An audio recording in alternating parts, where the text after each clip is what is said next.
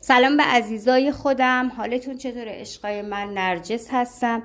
عزیزان، امروز براتون یه روش ساده آوردم، یه راهکار ساده که بتونی همه رو مطیع خودت کنی.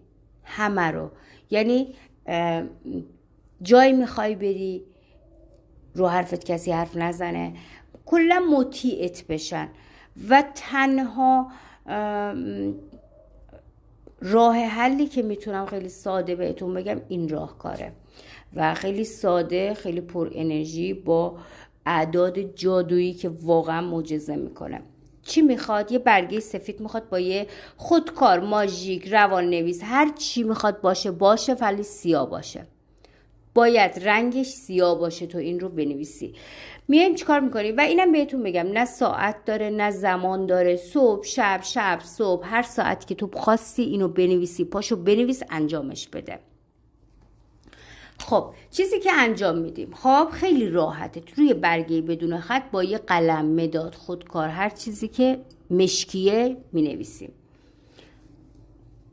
یه دونه خط میکشیم از سمت چپ، 3 4 3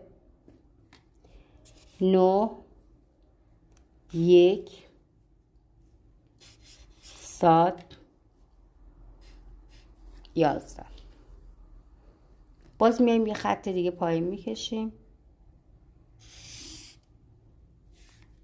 1 3 7 4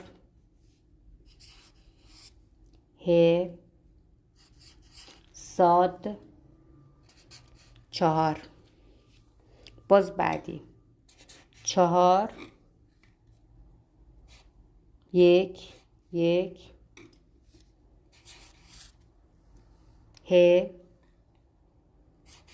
2 صاد 19. این خیلی راحته، همین این 19 ها. اینو که نوشتی، خب حالا مال من برگشت بزرگه، من برای شما ببینید یه اسکرین شات بگیرین، با این روش ساده همه رو مطیع خودت کن. خیلی راحت، واضح، نه ساعت میخواد نه چیزی میخواد.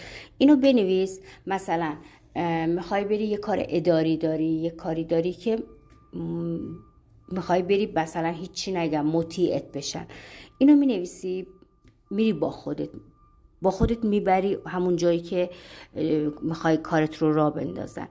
اونجا بری کارت راه میفته و هیچ کس رو حرفت حرف نمیزنه، همه مطیعت شدن و کارت اوکی میشه. پس اینو مینویسی توی برگه، هر جا که خواستی بری با خودت میبری. وقتی رفتی کارت اوکی شد، انجام شد، میاری اینو میذاری یه جایی که باز هر موقع خواستی بری کارت افتاد به یه جایی، اینو باز با خودت میبری. یعنی این نیستش که کارت انجام شد اینو مثلا دیگه لازم نداری، نه اینو بذار کنار. باز یه بار دیگه مثلا خواسته ای داری جایی میخوای اوکی بشه، درست بشه، اینو دستت بگیر با خودت ببر. میتونی تو کیفت هم بذاری یا حتما نباید دستت باشه، میتونی ولی تو دستت بگیری، وارد اونجا بشی. اگرم اینطور برات شرایطش اوکی نبود، اینو بذار توی کیف پولت، ولی خب کنارت دیگه، کنار دستته، تو کیفت بذار. زمانی که صحبت میکنی خواستت رو میگی، طرف هیچی دیگه نمیتونه بهت بگه. یا مثلا بهتره که میدونی تو دست باشه یا بی گردن آویزون باشه.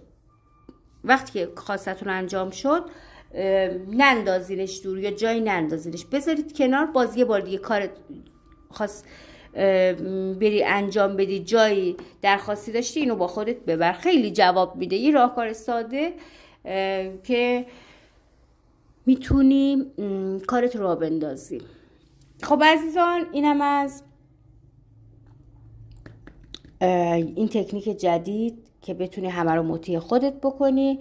انجام بدین، نترسین، نگین ضرر و زیان داره. باز از این کامنت ها فرستادین انرژی منفی داره، گناه داره. گناه خودتون دارین، اینو همیشه یادتون باشه. مواظب خودتون باشین. خیلی دوستتون دارم و التماس دعا دارم از همتون. مرسی.